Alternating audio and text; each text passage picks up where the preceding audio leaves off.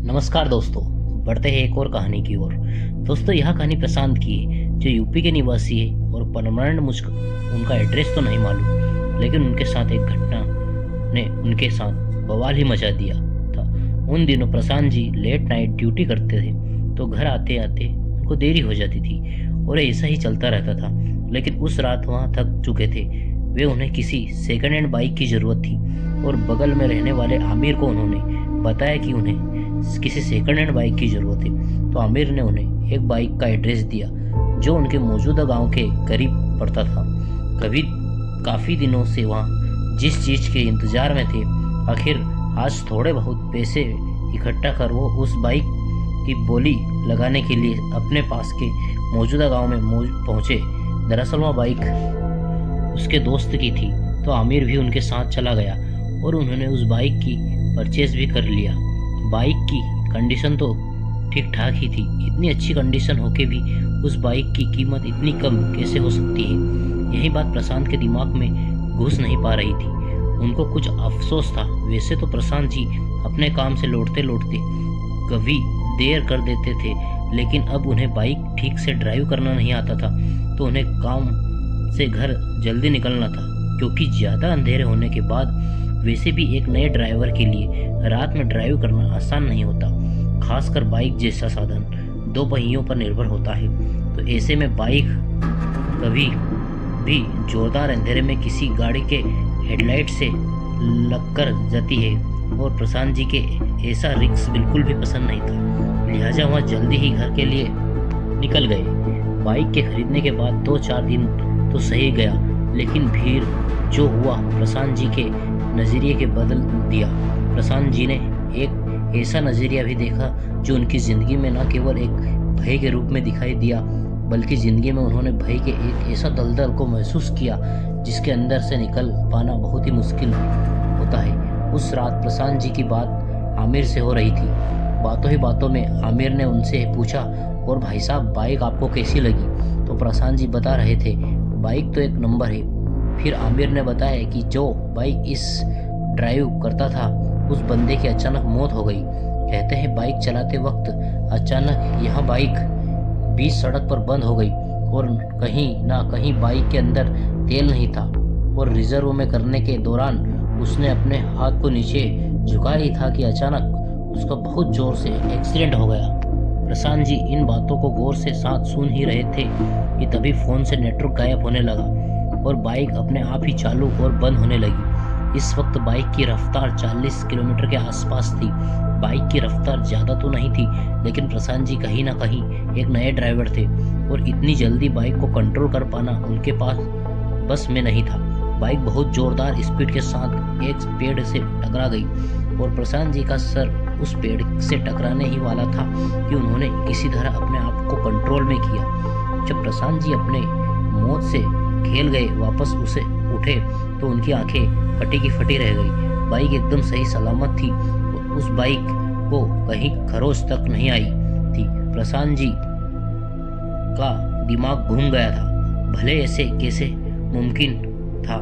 फिर से एक सेकंड के लिए उनकी आंखें फटी की फटी रह गई।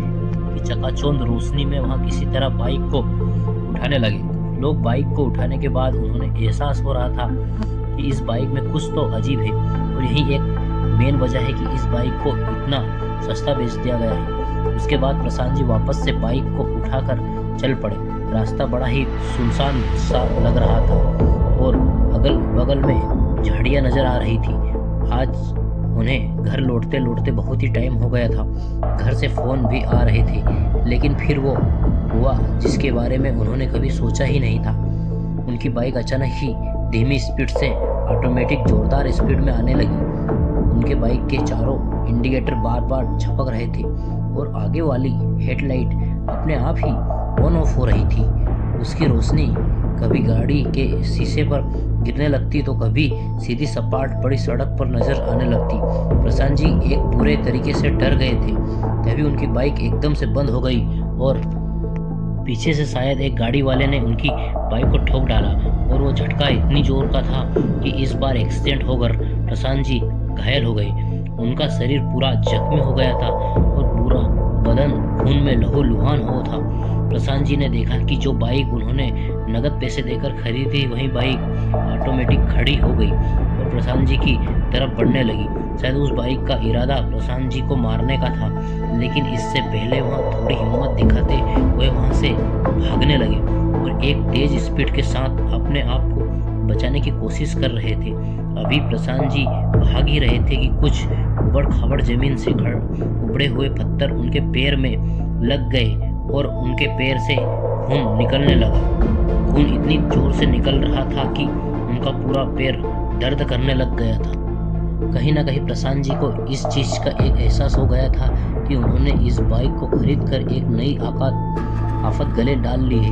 इतने में ही प्रशांत जी एक भय और डरावना नजारा देखते हैं। सामने की तरफ उन्होंने देखा कि वो बाइक तो सामने की ओर से आ रही थी। जब वह पीछे पलटे तो वही नज़ारा पीछे भी था।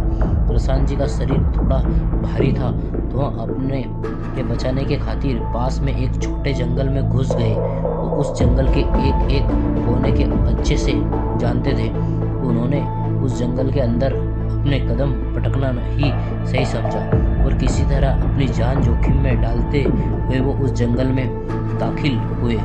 उस जंगल में गांव के लोग मरे हुए जानवरों को डालते थे तो उनके सड़े हुए मांस की बदबू आ रही थी और पूरा का पूरा जंगल बदबू से सड़ता जा रहा था। जंगल में और भी काफ़ी सारी आवाज़ें आ रही थी, लेकिन अब उस बाइक की आवाज़ आना बंद हो गई थी।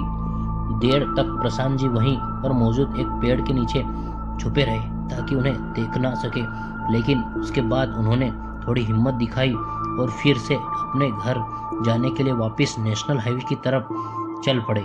उन्हें लगा कि उनके ऊपर की बला टल गई है। अपने आप को बचाने की हर कोशिश करते हुए प्रशांत जी उस जंगल से निकलने और जंगल से निकलकर किसी तरह नेशनल हाईवे पहुंचे, पर उन्हें क्या पता था कि सामने की तरफ उनकी मौत उनका इंतजार कर रही है। सड़क पर पहुंचते ही उनके तले की पैरों की जमीन खिसक गई। उन्होंने देखा कि बाइक से एक एक्सीडेंट हो गया था और इस बार उस बाइक का दर्जा भी प्रशांत जी को मिल गया था। ऐसे में कहीं ना कहीं प्रशांत जी को यह विश्वास था कि जिस एक्सीडेंट को इस भूती बाइक ने